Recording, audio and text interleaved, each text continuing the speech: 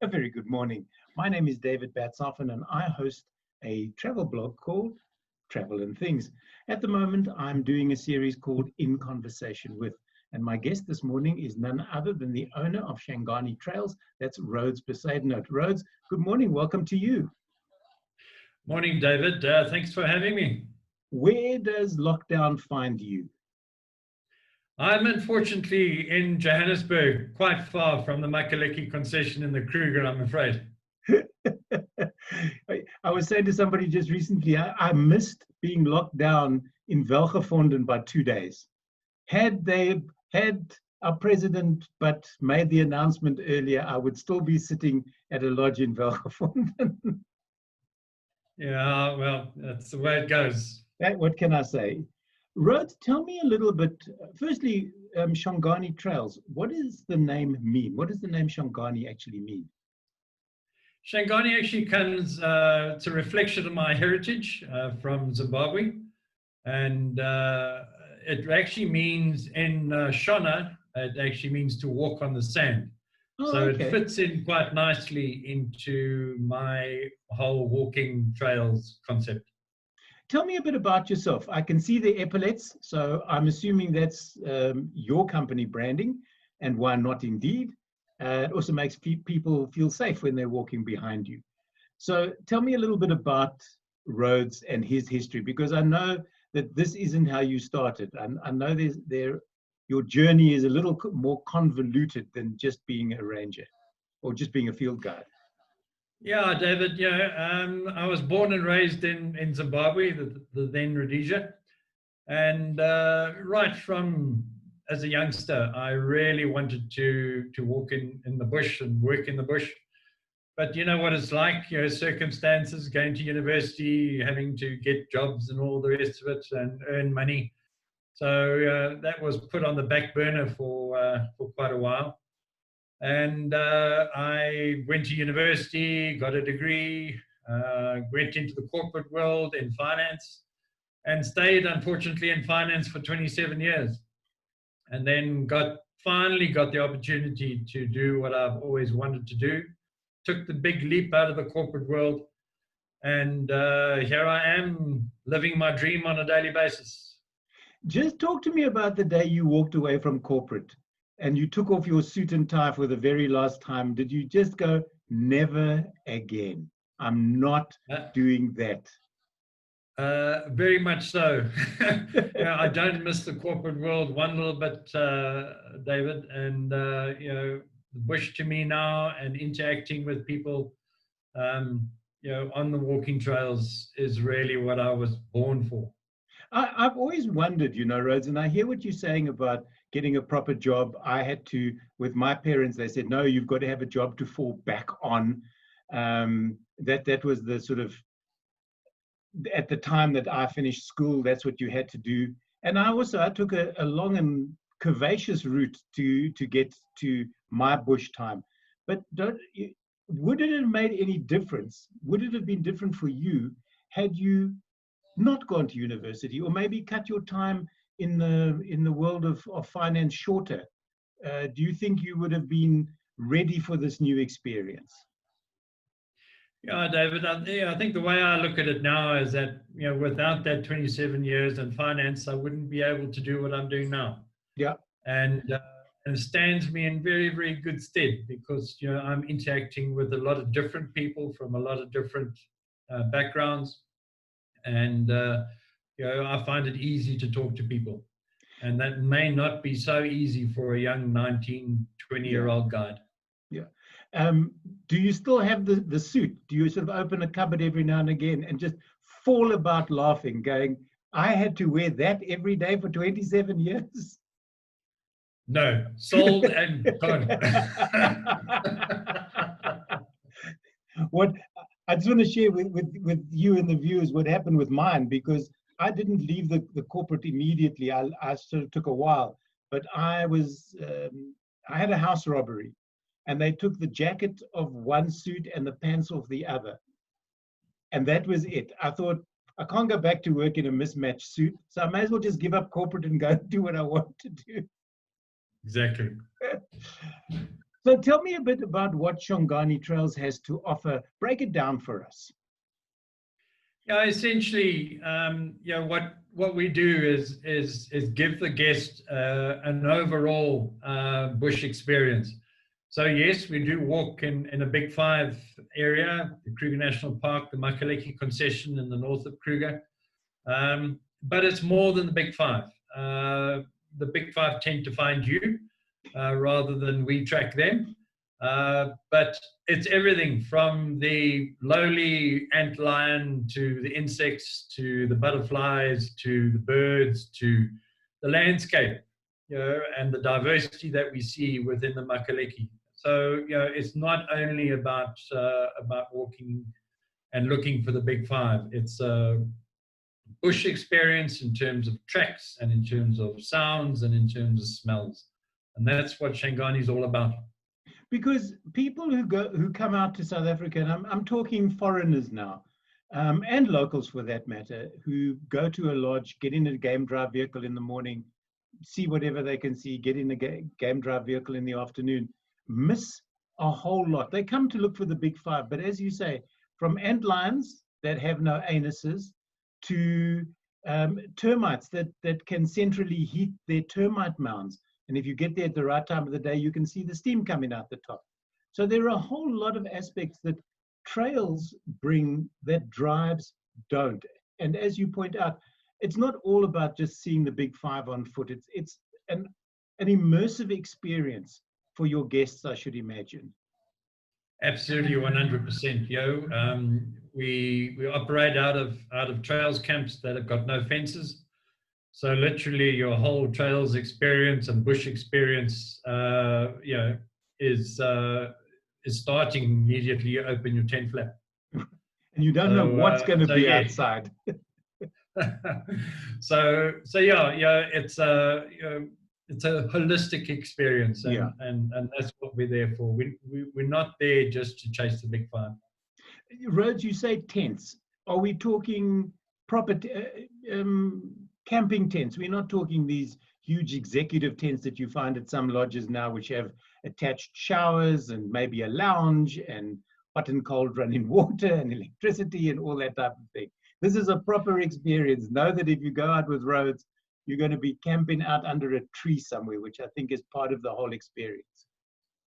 Yeah, David, we do offer static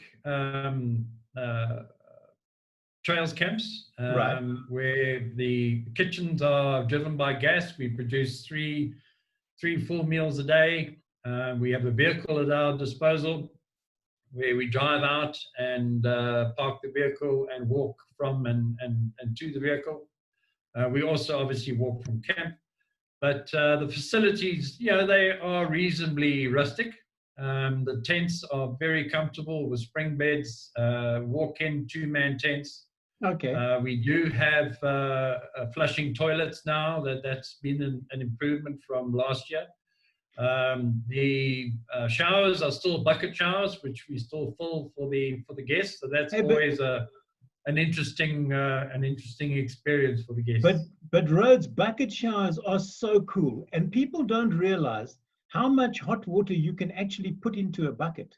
We step into a shower in our house, and I think we waste an inordinate amount of water. But you can lather up, wash all the soap off, and there's still often water in the bucket that you haven't used or didn't need to utilize. Yeah, absolutely, David. There's nothing better than literally showering under the stars, and also possibly sharing your shower with the odd elephant trunk coming over the top of the canvas. I'm not so sure about showering under starry skies in June or July, though, Rhodes, because I think that water will freeze before it hits you. Yeah, you'll be amazed. We do 2 walks per day, so one in the morning, one in the afternoon, and by the time you get back, from the afternoon walk and the night drive, you are still, reasonably dusty and dirty, and people love the shower before we sit around the fire and have a drink before supper. You were talking about these tented camps, do you start off at a lodge sort of on night one? Is there a place where you all meet and then you go out to this camp, or are you taken there immediately? No, we'll all congregate at the Pafuri Camp Lodge, owned by Return Africa, and we meet all the guests there. We meet my my second rifle guide who comes with me, and then from there we load all the luggage and head out to the Trails Camp, which is not too far from the main lodge, but we go upriver of the upstream on the Levuvu. And the two trails camps are situated right on the Limpopo River, so very busy in terms of animal traffic. Now, you mentioned a morning and an afternoon walk. How fit do your guests have to be? How far are these walks? You know, David, I get asked that question very, very often, and the way I operate is that I walk mainly on time rather than to distance, and it also depends on what you see. You may get into a brilliant encounter with a herd of elephant from a very safe position, and you could spend half an hour, 45 minutes with the animals. So I walk on time rather than distance, and the area is reasonably flat, so there's no major climbs, there's no major hectic terrain that we got to traverse. Let's put it this way: my oldest guest that I've ever guided, and he's come with me. He's been 82 years old, from New York, and a retired attorney. So, and he handled the terrain with no problem at all. And people have to realize that walking in the bush is not a race. This is not a let's see who gets out, ticks the most animals, and gets back the fastest. This is just, and it's not a leisurely stroll either. It's a proper trails walk with you teaching people, or at least pointing things out to them while they walk. So there's a lot of interaction between you and your guests, I should imagine. Absolutely, David. The walk is just not only finding the animals, but it's looking at the sign of the animals. It's looking at the dung. It's looking at the scat. It's looking at the rubbing on the trees, rubbing on the rocks. It's looking at the tracks that have been left in the early morning from the previous night, and identifying the animals from their sign rather than actually seeing the animals. And we compare things like cat tracks to hyena tracks. We compare the porcupine tracks as opposed to the aardvark. Yeah. So what we like to do is to ensure that people are educated in the way of the bush, and it's not just a question of pointing out to say, that's X and that's Y. Funny you should mention hyena and cat in the same sentence. I was at a camp, and I'm not going to make mention of the name, a couple of years ago, and the field guide was pointing out some tracks to us, and he said, look, I'm a little uncertain of these. They could be hyena, or they could possibly be cheetah. They are somewhat similar. And at that particular point, I said, do you mean the two cheetah that are standing to the left of where we are right now? And there were two cheetah brothers that were sitting on the side of the road watching us. I said, does that help you with the identification now? You'll be amazed. You'll be amazed how, particularly with elephant, yeah, you'll be amazed how quiet they can be, and and they tend to hide behind the smallest bush as well. I was about to say, elephants can hide behind a blade of grass. And even though I've been going to the bush for many, many years, it still fascinates me that an entire herd of elephant can make themselves visible, walk across a road, for instance, disappear, and if you'd blinked, you would have missed them altogether. And the audio goes with them. It's almost as if they've muted their sound while they walk. Yeah, absolutely. David, elephants are animals that we're still learning a hell of a lot about. They are amazing in terms of their social behavior. and particularly within the herds themselves, the breeding herds, and we pay them a lot of respect. They are a very powerful animal, and space becomes a major issue. And Yeah. we will certainly put safety first above everything else. It's always interesting when you're in a vehicle and you come across an elephant, or there's a distance between you. You go, so it's an elephant. It's the largest land mammal in the world. And then you find these things on foot, and you realize just how tiny you actually are, even if you are 6'2". You shrink you're right. quickly. I think the realization comes in two aspects: not only seeing the animal on foot, but you look at their tracks, and you see how large those front feet are, and how large the back feet are. And then you get to a pan or a water hole, and you go to the trees, and you look at the mud that has been rubbed off onto the trees. Now I'm 6'5", and I take my rifle, hold it by the stock, and I still can't reach, pointing with the barrel, the point of the barrel. I still can't reach the mud, the highest point of the mud on the trees. And I think that it's an exercise that I very often do with my guests, so that they can realize exactly how large these animals are. It's like sometimes when you're watching a nature documentary and they like swamp people, these guys go out and they catch alligators, and they'll go, oh, that was like a 15-foot alligator, and you go, so what? And then pace off 15 feet, and you realize that what they've pulled into their boat is huge. It really and truly is. And it's the same with an elephant. You don't realize until you're in that sort of situation. Rhodes, these trails camps that you run, how long are they? It depends. To have a good, decent experience, we would recommend 3 nights, right. 4 days. However, you can extend that to any time that you want. Could be 4 nights, could be 5 nights. So anything less than 3 nights, you may not be getting the experience that you're paying for. Right. And a lot of people who have come for say 2 nights say, gee, we should have booked for 3. That's always the case. The number of times I've gone to a lodge and I'm meant to be there for 2 nights, and then something happens during the morning of the 3rd day, and you either have to say to the lodge, do you still have accommodation for me? Or do I have to give this up and go home, and in the understanding that I'll come back at some later stage and maybe participate the way I should have in the beginning. But now, aside from those walking camps, you've got backpacking trails. So they're a whole different kettle of fish. A whole different kettle of fish. It's not for everybody. Right. They are self-catering, and you carry your life on your back for between 3 and 5 nights. So you carry your own pack, and we go out and we sleep under the stars.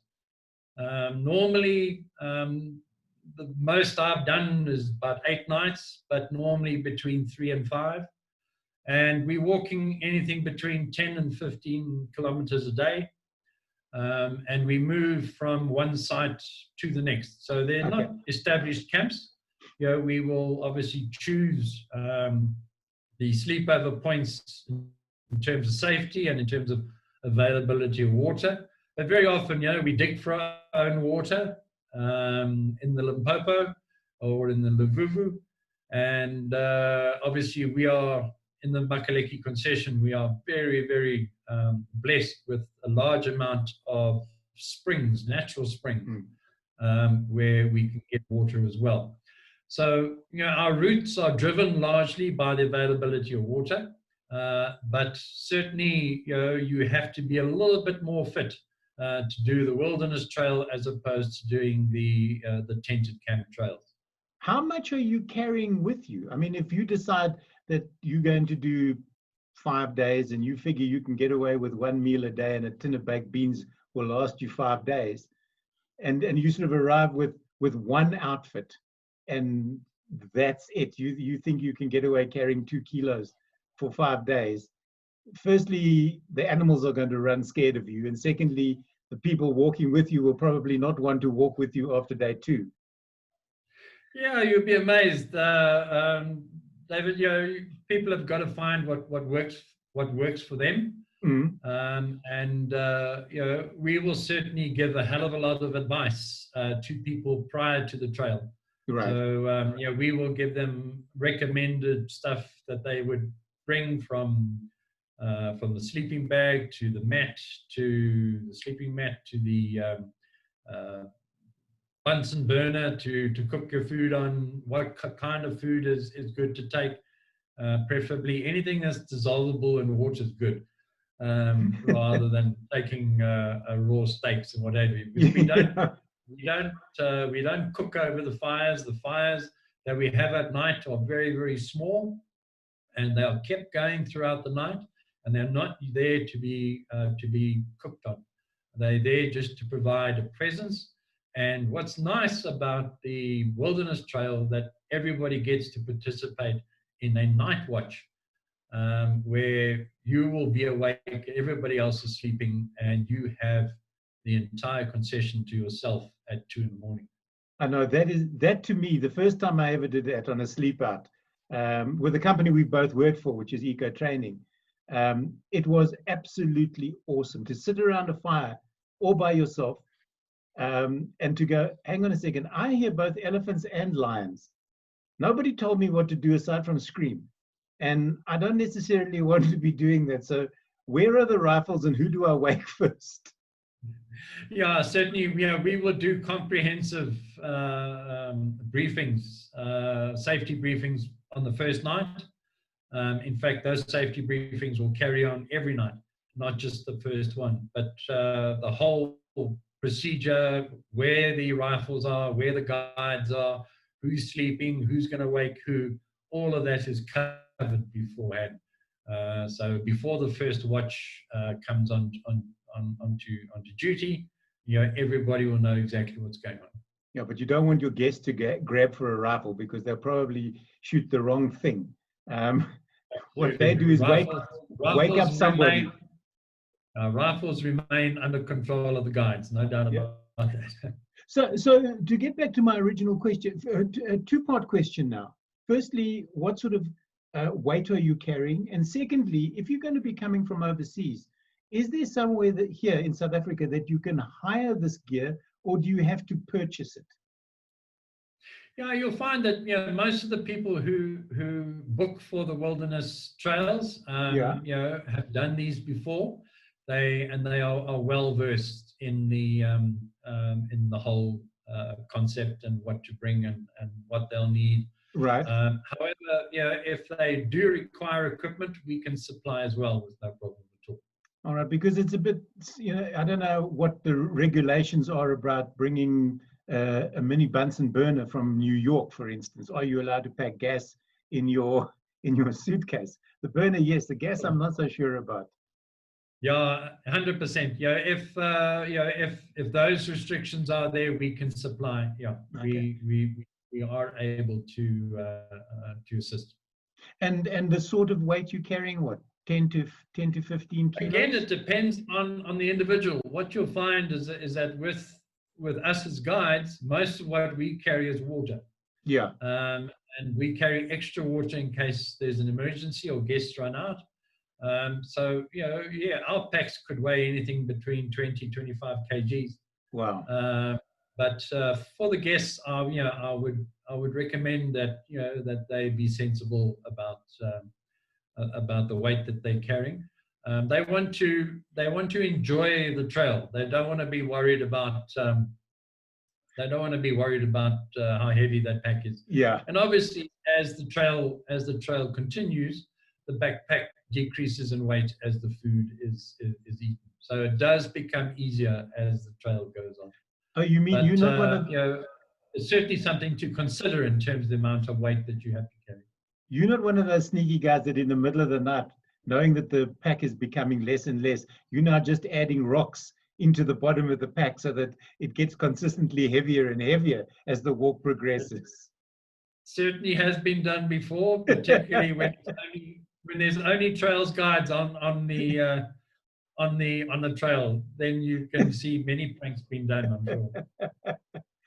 Now, let's say I've got a special birthday coming up or a special event coming up, and I've decided that, or somebody's decided to throw me a party, and they figure a bespoke trail would be a nice thing. Do you offer something like that, Rhodes? Absolutely. Obviously, on a normal trail, you may come into contact with people that you've never known before, Right. from all over the world. But you can book a private trail. I mean, we take a maximum of 8 people at the Tainted Camps, as well as on the wilderness trails. So if you can bring a party of 8 people that you know, whether it be family, friends, or what have you, we will certainly cater for that. And I'm sure we'll be able to scrounge with the ladies. They do amazing things out of that kitchen, and they will no doubt produce the proverbial birthday cake on the right night and at the right moment. Now, you've said that you do a maximum of 8 people, and if you've ever been on a coach tour with any number of people, you know that there is always one. There is always one that is either late or just rubs everybody else up the wrong way. So I'm sort of putting you on the spot now and asking you, even in 8, have you had it where you've got to take somebody aside and say, listen, we're in a wilderness area. There are wild animals here that can kill you and eat you. Why are you being such a beep, beep, beep, beep, beep? Yeah, no, David, yeah, it can happen. I've been very lucky, and I think it's because we walking trails, and I think that's the major difference. The people who book with me, who book with Shangani Trails, they want to be there. They are fully aware of what the risks are. And we do safety briefings every single walk that we take. It doesn't matter if it's at the beginning of the trail, on day 2, on day 3, every time we set foot away from the vehicle, out of camp, we do a safety brief. So everybody is well aware of what the dangers are and what the risks are and how we should behave in certain critical situations. So I personally, and I can be very honest with you, I haven't had that experience of people misbehaving on my trails, purely because I think the key is that they want to be there. Yeah. And they recognize that we are playing in the elephant's garden, if I can put it that way. Yeah. We are invited guests. We sometimes uninvited, but and it's not only the elephants. There are things with claws and teeth out there, and to go smaller than that, fangs and stings that will creep into your sleeping bag if you don't check your sleeping bag and boots every night 100%. And every morning. And that's all part of the safety brief, David. We make it very clear that like out on the wilderness trails, the very last thing that you're going to roll out before you go to sleep is your sleeping bag. You don't roll your sleeping bag out, when you get there. That's when you get the unwanted visitors tickling your foot. So the last thing you do before you go to bed is unroll your sleeping bag. So yeah, all of those aspects are covered in. But also, I've been to camps where I thought I was relatively safe, and then the guide would have said to me, "Let me show you something." We walk around camp, and he's got a black light, and the scorpions light up like lighthouses. I'd never seen it before. I know that scientists don't know why they do it. Do you carry a black light with you so that you can show your guests glowing scorpions? Absolutely. It's as you say, it's an amazing sight to see. And what's very interesting is that allows you to be able to talk more about the scorpions in terms of the various families and in terms of the various species and who's got the most venomous sting and who would you like to be stung by and maybe who you wouldn't like to be stung by. But I agree with you. It's an amazing phenomenon. It really is. There's there's a TV series. I don't know if it's finished now, and I think it was called The Kings of Pain or something like that. Two rather weird explorers that travel the world getting bitten by stuff. Everything from pythons, which I didn't realize, although they're not venomous. I almost said poisonous, Rhodes. I almost said poisonous. And pythons, when they bite, they rip your flesh. So these guys travel the world. It's for a pain index that they're writing about. And they've been stung by scorpions, bitten by ants. And you sort of go, why? What is the rationale behind sticking your arm into a tank of water with piranha who won't bite you? And you literally have to beat the fish on the head to make it angry enough to bite you. Yeah.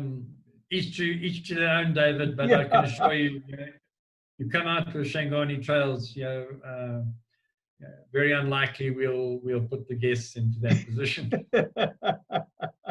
You also spoke to being non-fenced, and people who have been in lodges that aren't fenced sort of go, "Ooh, yeah, we've done this.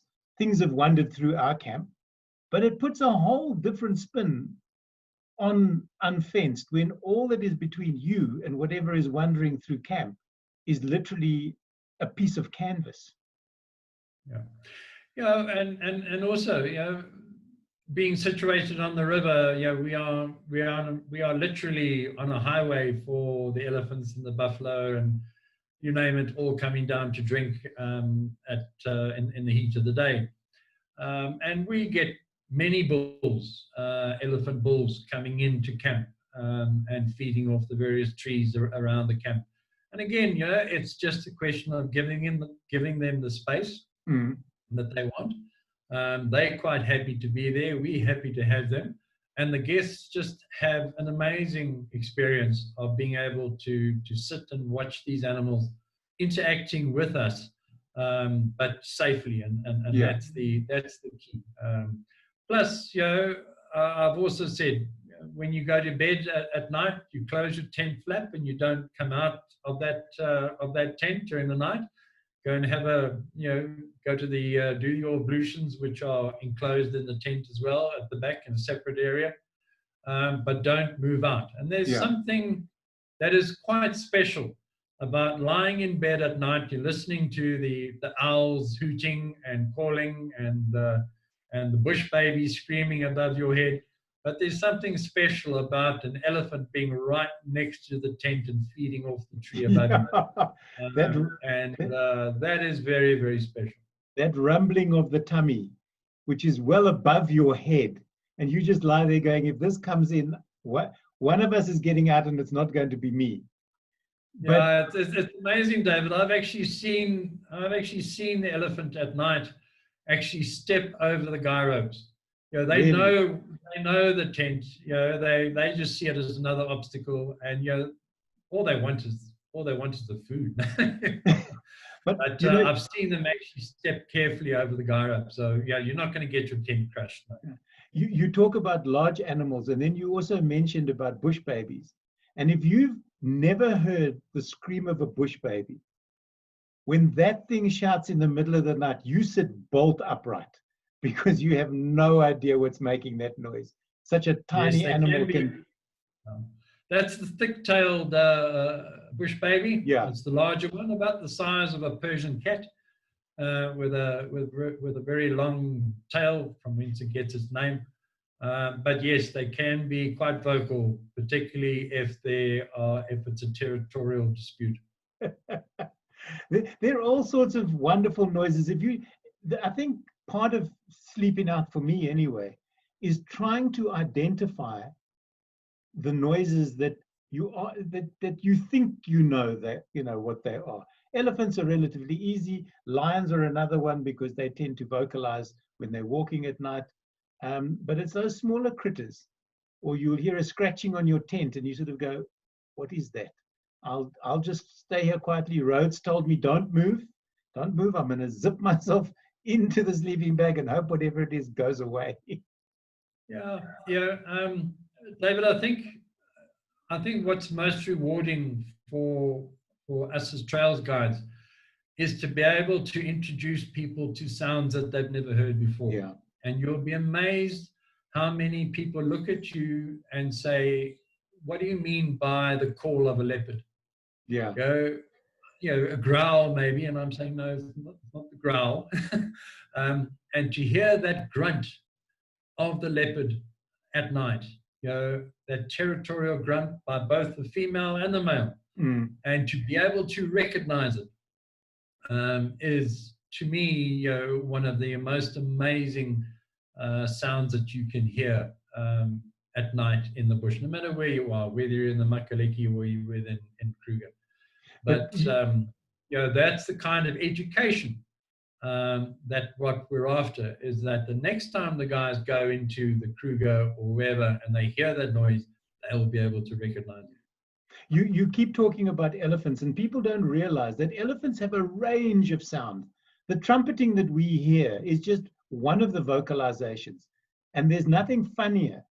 Well, funny, I suppose, in inverted commas. If you're lying in the middle of the night and there's a breeding herd nearby, and one of the youngsters has walked off and then returned, and mom then decides to have a go at this youngster for wandering off, and the screams that emanate from both adult and youngster, again, bolt upright type stuff. Yeah, the social interaction between the elephants, whether it be a breeding herd or within bulls, are amazing. And yes, they do have various abilities in terms of communication. And what I am very grateful for is that when they do scream, it gives you fair warning, particularly when you're out on foot. It does indeed. You keep talking about the Makuleke, and just before we get onto that, you mentioned the Limpopo River. Now, the last time I was up in that area and walked to the Limpopo, it was bone dry. So there is actually no border between South Africa and Zimbabwe, and you can walk across it. I didn't know that the Limpopo is a seasonal river.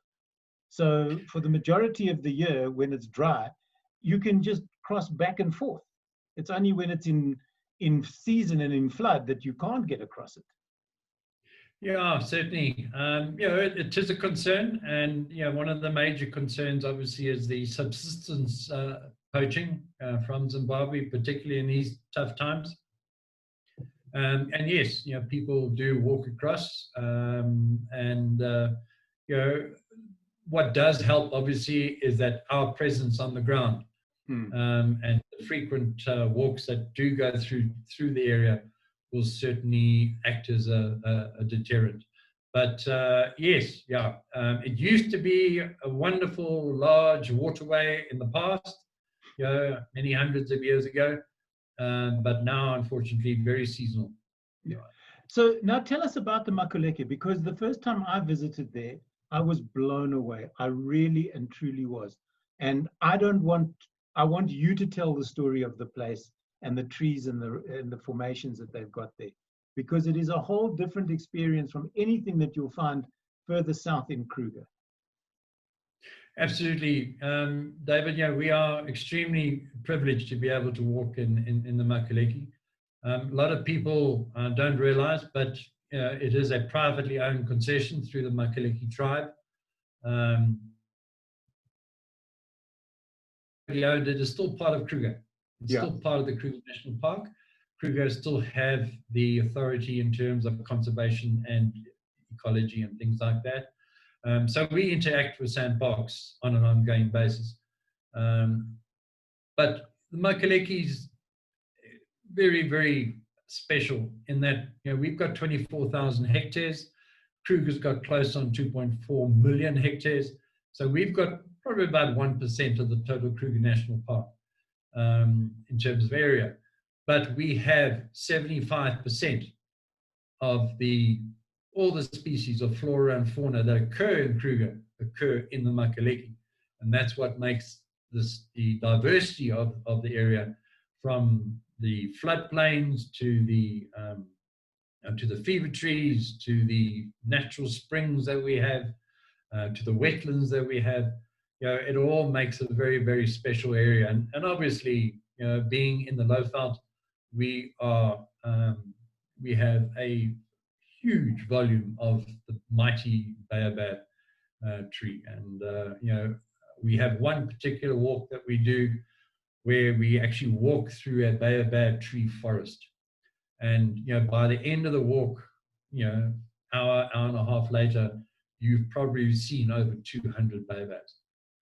Those So are it is very special. Those are so big, you can go for a walk around one. It could probably take you a good 15 minutes in some cases. Absolutely, yeah. But it is an iconic tree, and it is. And certainly we, that is one of the major attractions that the Makuleke Concession has. That, along with the fever tree forests, we have jackalberry forests. We have visiting and walking through the ridge lines into the natural springs. It's an experience all on its own. Yeah, those fever tree forests are also something very special. When we moved into our house, and the garden was relatively well established, and I said to my wife, there is one tree that I want to plant, and we put a fever tree in, and I look at it every day from my window. Baobab I'd like to have, but we don't have space. But you may not have the lifetime either. Yeah, exactly.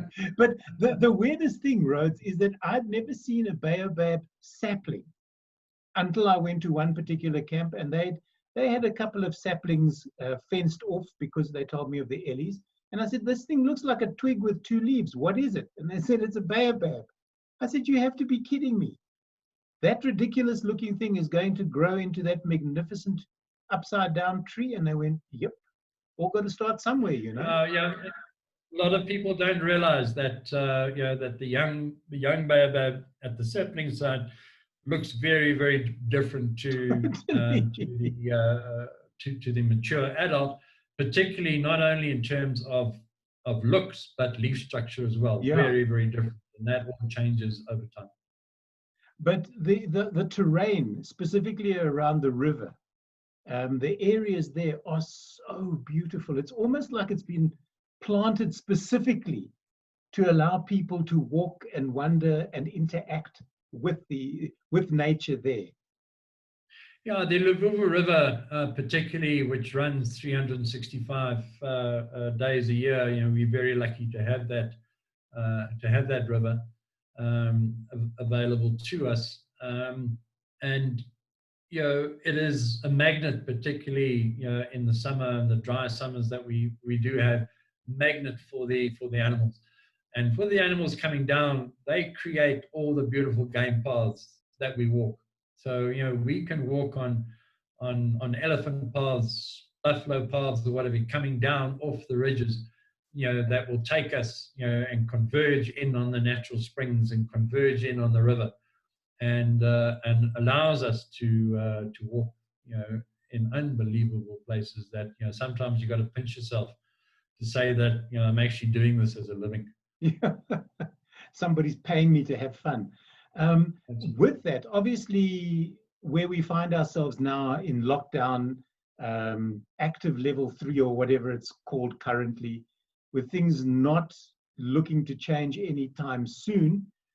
What is Shanghai Trails doing? Are you already looking at next year? Because your trails, I should imagine, we haven't even touched on this, your trails, I should imagine, are seasonal. Well, seasonal in terms of we operate from the trails camps operate from the 1st of April through to the end of October. Right. That in between period, it just gets too hot and obviously wet, hopefully, in the January, February, and March.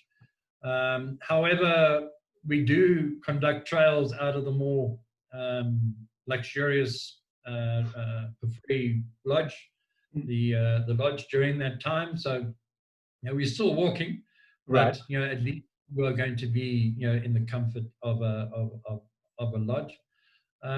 But certainly the seasonal nature of the trails is there purely because of the heat. It just becomes too hot to walk. Right. But now with But in terms of COVID-19, the COVID-19 crisis, David, international travel is going to be obviously a thing to consider in the future, and when and how and when that comes off. However, we are hopeful that the local market is going to be open to us before the end of the year, and I will keep the viewers and the marketplace up to date as to when and how the trails camps will once again be open to everybody. Which for people who are making plans now, maybe for the latter part of this year, hopefully, or early next year, how do they contact you, Rhodes? I have a website, www.shanganitrails.co.za. I'm on Facebook. Just look up either Rhodes Bezuidenhout or Shangani Trails, and we'll take you to the Facebook page. We're also on LinkedIn. So if anybody is on LinkedIn, you're very welcome to visit me as well. And through the website, you're very welcome to request a newsletter and to be put on the mailing list. And the newsletter is now coming out on a monthly basis. Great again, stuff. The way to communicate. For sure. And you can also find Rhodes on my blog, www.travelandthings.co.za. Rhodes, thank you so much for chatting to me. It's been an absolute pleasure talking to you. I seem to remember it wasn't too long ago we were sitting at a coffee shop not too far from our houses discussing when we were going to get back in the bush, and that doesn't seem like it's going to be happening anytime soon, unfortunately, but it's something to look forward to. It really is. Absolutely, David, and to everybody out there, please stay safe, stay healthy, and we look forward to having you guys on foot with Shangani Trails in the very, very near future. Rhodes, thank you very much. My guest today has been Rhodes Bezuidenhout, who's the owner of Shangani Trails. I'm David Batsoff, and this has been In Conversation With.